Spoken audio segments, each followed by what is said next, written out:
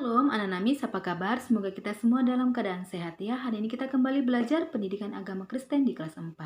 Nah anak-anak Miss, minggu lalu kita sudah belajar tentang melayani dengan segenap hati. Dan sekarang kita kembali belajar tentang melayani dengan segenap hati dari Alkitab, yaitu Kisah Para Rasul 9 ayat 32 sampai 43, atau anak-anak Miss dapat buka buku paketnya di halaman 81 sampai halaman 82. Nah, anak-anak Miss, melayani berarti membantu menyiapkan yang dibutuhkan orang lain. Nah, saat ini banyak orang berpikir bahwa mereka akan mendapatkan perlakuan istimewa dari Allah dan sesamanya, ya. Karena mereka setia melayani Allah dan tekun berbuat baik. Banyak orang yang rajin melayani karena sebenarnya ingin dihormati, dilayani, dan diperlakukan secara istimewa. Padahal melayani seperti itu bukanlah melayani dengan segenap hati, ya. Nah, anak-anak Miss, kita mau melihat melayani dengan sungguh-sungguh dan segenap hati juga ditunjukkan oleh Petrus, ya, dan Tabita atau Dorcas. Nah, Miss, Petrus dan Tabita merupakan dua murid Yesus yang tekun melakukan berbagai pelayanan, ya. Mereka tekun melakukan berbagai pelayanan. Nah, Petrus dan berjalan dari satu tempat ke tempat lain, ya. Ia melakukan pelayanannya dengan mengajar umat Allah dan melakukan mukjizat-mukjizat. Nah, suatu ketika Petrus tiba di Lida, ya. Ia menjumpai Eneas, ya.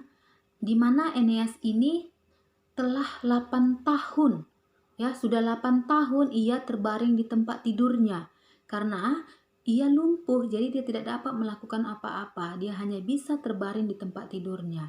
Nah, Petrus meminta pertolongan kepada Allah supaya Eneas ini dapat berjalan kembali. Dan akhirnya pun Eneas dapat berjalan kembali itu karena pertolongan Allah, bukan karena kehebatan atau kekuatan Petrus, tapi Allah yang turut campur di dalamnya. Nah, Petrus juga membangkitkan Tabita, ya, atau Dorcas, di mana Tabita atau Dorcas ini sudah meninggal, ya. Ia menghidupkan kembali Tabita.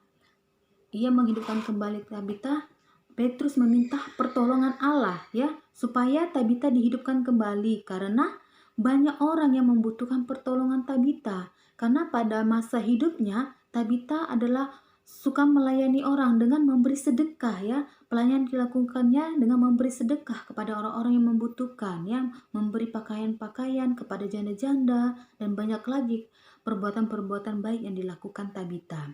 Nah, anak-anak Miss, melayani Allah diwujudkan dengan melayani sesama, ya.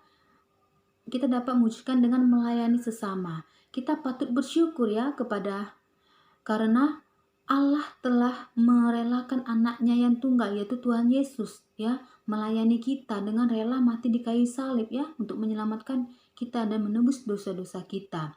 Nah, jadi melayani Allah dimanapun kita berada, ya, dan kita membutuhkan kerendahan hati dalam melayani dan ketekunan, dan jangan mengharapkan imbalan, karena itulah melayani dengan sungguh-sungguh, itulah bukti melayani dengan sungguh-sungguh. Nah, anak-anak Miss juga dapat melakukan pelayanan dengan sungguh-sungguh, yaitu dengan membantu orang yang membutuhkan. Oke, anak-anak Miss pasti bisa melakukannya, ya. Semoga anak-anak Miss bisa melakukannya seperti yang pelayanan dilakukan oleh si Dorcas, ya, dengan memberi sedekah, membantu orang miskin, dan banyak lagi. Nah, oke, anak-anak Miss, sampai di sini penjelasan Miss tentang melayani dengan segenap hati. Miss ucapkan terima kasih. Shalom, Tuhan memberkati.